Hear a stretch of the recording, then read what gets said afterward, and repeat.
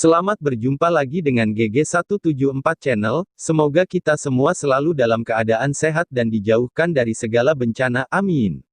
Dalam video kali ini admin kembali lagi akan menyampaikan informasi terkait potensi tsunami 20 meter yang diprediksi akan terjadi di pantai selatan Pulau Jawa, berdasarkan hasil riset tim ITB. Hasil kajian riset ITB yang dilakukan selama 6 tahun, yang mengamati sesar aktif yang membentang di selatan Pulau Jawa, mulai dari pantai selatan Jawa Timur, Jawa Tengah, Jawa Barat hingga Banten. Namun dalam kesempatan ini admin akan menginformasikan tentang penjelasan dan apresiasi BMKG terhadap riset ITB. Ada hal yang positif dari hasil riset yang dilakukan oleh tim dari ITB, yaitu hasil risetnya mendapat tanggapan dan apresiasi dari BMKG. Apresiasi tersebut dipaparkan oleh Rahmat Triono dalam keterangan pers pada tanggal 25 September tahun 2020. Dan dalam keterangan persnya, BMKG juga memberikan 5 penjelasan tentang potensi tsunami 20 meter di selatan Jawa. Menurut BMKG, ada potensi gempa bumi megatrust yang akan terjadi di masa depan. Mengutip dari suarabali.id tanggal 26 September tahun 2020. Dalam tulisannya menjelaskan, potensi tsunami 20 meter di selatan Jawa menjadi perbincangan di kalangan masyarakat dan juga para peneliti. Namun Badan Meteorologi Klimatologi dan Geofisika, BMKG, membuka data-data ilmiah soal potensi tsunami tersebut.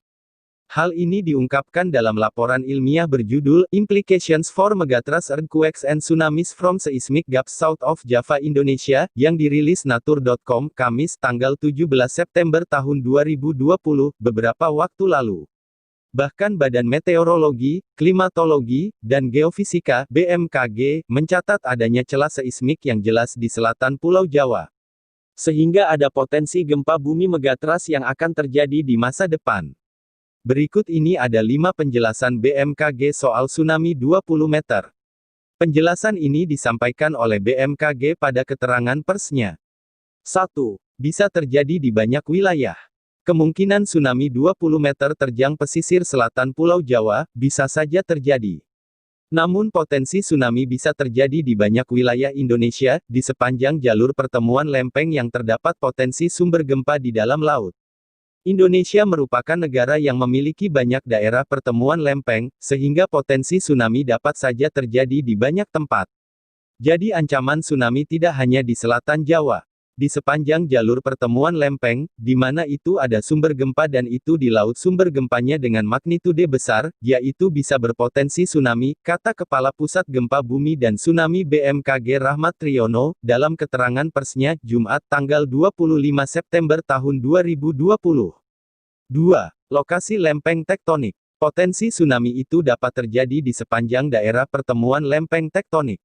Mulai dari Laut Andaman di bagian tenggara Pulau Sumatera, di Simele, Nias, Mentawai, Enggano, hingga ke bagian selatan Jawa sampai ke Nusa Tenggara.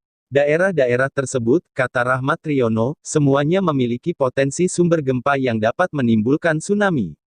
Potensi tsunami tersebut dapat diketahui melalui berbagai hasil riset terhadap temuan-temuan endapan tsunami di masa lampau. Jadi dari endapan-endapan tersebut bisa diketahui bahwa suatu daerah pernah terjadi tsunami. Itu sudah dihitung dating dengan karbon sehingga bisa ketahuan diendapkan tahun berapa itu. Artinya di situ pernah terjadi tsunami, ungkap Rahmat. 3. Kejadian hingga ratusan tahun. Terkait gempa-gempa besar yang dapat menimbulkan tsunami, ia mengatakan gempa-gempa tersebut memiliki periode kejadian hingga ratusan tahun. Potensi terulangnya bisa sangat besar dalam kurun waktu yang lama. Tergantung perulangan sebelumnya, tahun berapa pernah terjadi dan kapan akan terjadi berikutnya, ujar Rahmat.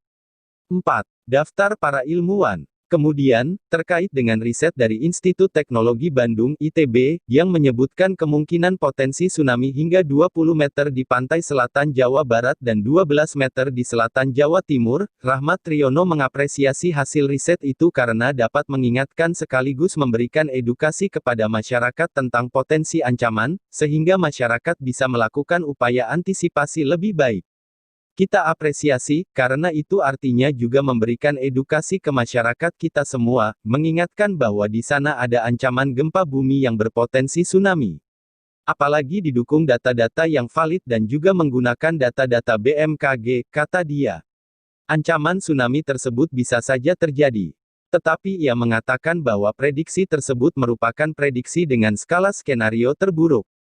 Artinya bahwa itu bisa terjadi. Cuma memang itu adalah skala worst case. Jadi skenario terburuk. Belum tentu itu terjadi dengan magnitudo itu, katanya.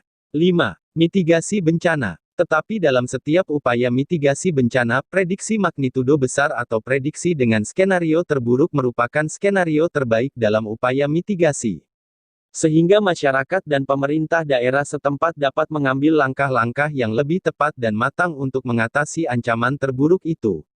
Artinya skenario terburuk adalah menjadi sebuah skenario terbaik dalam upaya mitigasi. Misalnya dalam hal ini skenario terburuknya, magnitudo 9,1 dengan ketinggian katakan 20 meter.